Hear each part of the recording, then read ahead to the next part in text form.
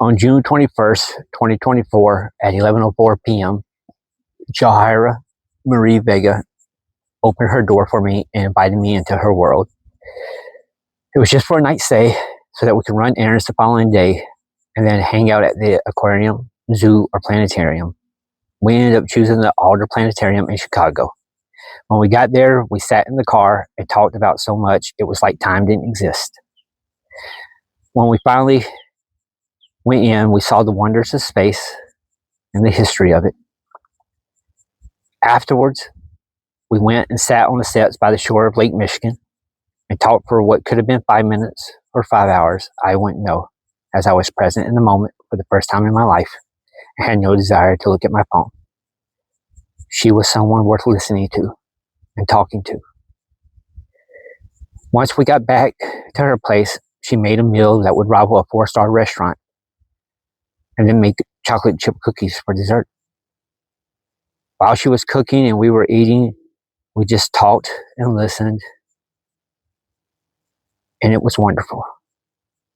About an hour after we finished, I headed out to see friends in Wisconsin the following day, and I invited her to go to the zoo with us, since it was only a 2 to 3 hour trip back to pick her up and then bring her back and drop her back off. She accepted, but canceled the next morning because it was calling for rain and she didn't want to get sick. So I stayed with my friends for a couple of days. Her and I talked during that time, and she invited me back to stop in on my way back to Florida. We ran some more errands, and the day was never silent. Sometimes you just find that one person that you don't have to be doing something to have a great time. You just have conversations about all things and nothing, but they mean everything. That day is the day our friendship blossomed, from internet acquaintances to real friendships. I made her a promise to always be there for her, no matter the time of day or night. We parted ways that evening, but never stopped talking. 8 a.m., 5 p.m., 3 a.m., it didn't matter. If she wanted to talk, I wanted to listen. Phone calls, texts, video recordings. We communicated all different ways. We talked about her fears, her angers, her hopes, her dreams, her health, her family, her friends, her future. We always said, "I love you, friend," to each other. We never got mad at each other. She had this fear that she would be seen as taking advantage of our friendship, or that being in her life was a burden.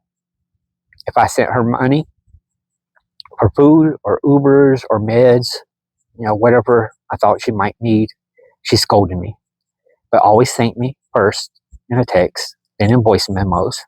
She always offered up her artwork or her meals that she could prep for me and mail to me. She was not a burden. She was a joy. She was the red rose in a black and white Pleasantville.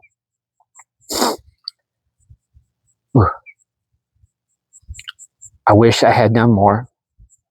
I should have done more.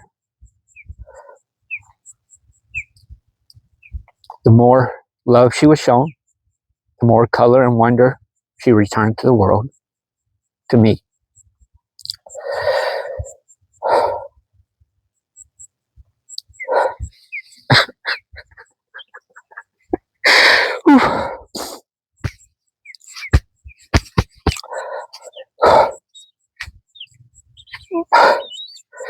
She unlocked my first real, genuine fear, the fear of what she thought of me, the fear of losing her as a friend.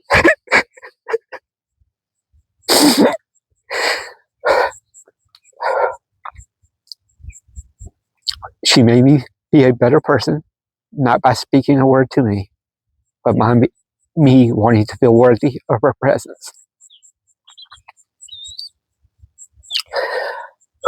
On June 21st, 2024, at 11:04 p.m.,